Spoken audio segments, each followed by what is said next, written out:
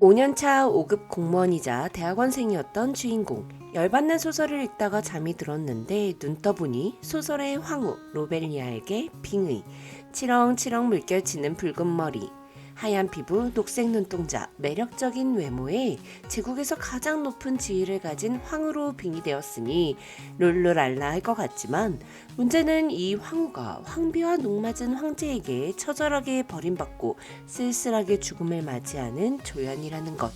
원작 황후처럼 청승 떨며 내님 언제 오시나 기다리다가 죽을 순 없잖아요.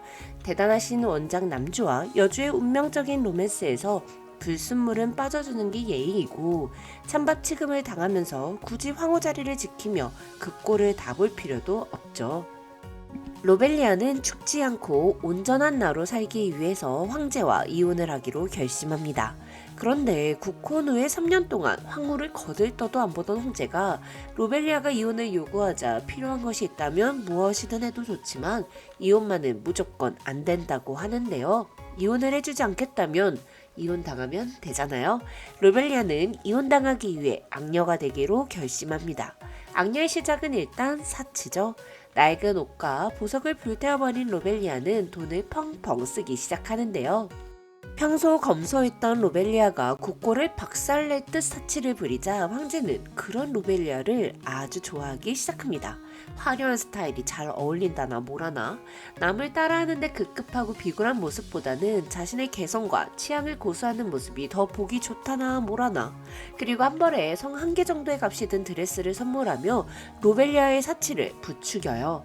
사치 문제로 이혼을 하는 게 어렵게 되자 로벨리아는 악녀의 필수 조건인 인성 파탄을 동시에 선보이는데요.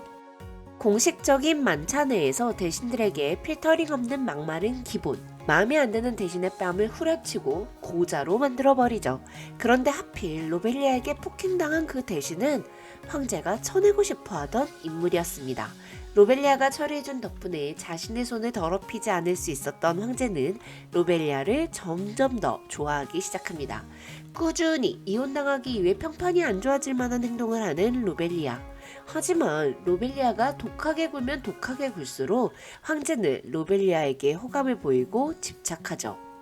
거기다가 로벨리아가 이혼을 당하려고 했던 폐악이나 사치가 전화위복이 되어서 오히려 황후를 더 빛나게 만들고 백성들의 공경과 실력을 인정받는 황후가 돼버리자 로벨리아는 점점 이혼을 하기가 어려워지죠. 이혼에 대한 의지가 강했던 로벨리아는 결국 최후의 선택을 하게 되는데요. 과연 그 최후의 선택은 무엇일까요? 남주 알렉산드로스, 고든 검은색의 머리카락, 탄력있는 갈색의 피부, 맹수처럼 금빛으로 빛나는 눈동자, 예복에도 가려지지 않는 넓은 어깨와 탄탄한 몸, 철벽 같은 이성을 가진 연기에 능한 사람. 17번째 왕자였던 알렉산드로스는 친부와 형제의 목을 베고 황위에 올랐습니다. 혈육을 치면서까지 황제가 되어야 했던 이유는 자신의 목숨을 걸고서라도 이뤄내야 할 수건이 있었기 때문인데요.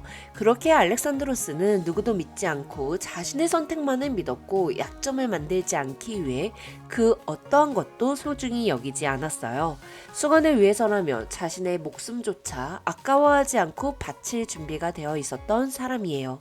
황후 로벨리아와 황비 아이샤 역시 사랑해서가 아니라 정치적인 목적으로 이용하기 위해 받아들였던 알렉산드로스.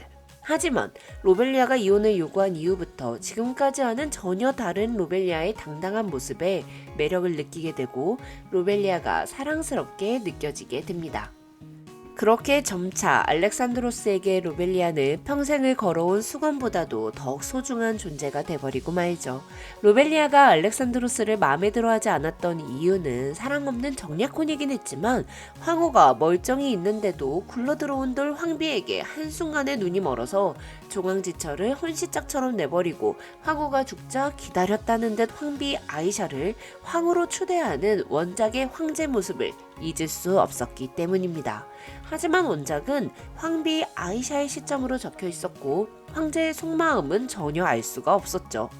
사실 황제는 아이샤를 진심으로 사랑한 적이 없었고 대의를 이루기 위해 황비의 뒷배를 이용하고자 했던 거였어요. 로벨리아가 빙의된 이후부터 알렉산드로스는 수건을 향한 이성적인 판단보다는 로벨리아를 향한 순수한 끌림에 의한 감성적인 판단을 하게 되고 원작의 내용은 점차 변해갑니다. 폭군 남편과 이혼하겠습니다는 알렉산드로스가 로벨리아에게 마음을 표현하고 로벨리아가 알렉산드로스에 대한 오해를 풀고 서로를 사랑하고 있음을 인정하고 받아들이는 과정에서 일어나는 사건들이 흥미롭게 전개되는데요. 순수함을 연기하던 원작의 여주 황비 아이샤가 본성을 드러내며 로벨리아를 해치려 뒷공작을 펼치는 과정에서 진짜 빌런이 등장하고 황제 알렉산드로스가 이루려 했던 수건이 무엇이었는지 밝혀지게 돼요. 그리고 이 세계가 단순히 소설 속이 아니고 다른 무엇이었다는 반전이 작품 후반부에서 드러나며 여주가 로벨리아로 빙의해야만 했던 필연적인 이유가 나오게 되는데요. 작품 후반부로 갈수록 퍼즐이 착착 들어맞는 듯한 재미가 더해지더라고요. 얽히고 얽힌 운명의 실타래를 풀어나가는 화려하고 매혹적인 빨간머리 악녀 여주와 짐승의 눈빛을 가진 갈색 피부 남주의 폭군 남편과 이혼하겠습니다는 네이버 시리즈에서 보실 수 있습니다.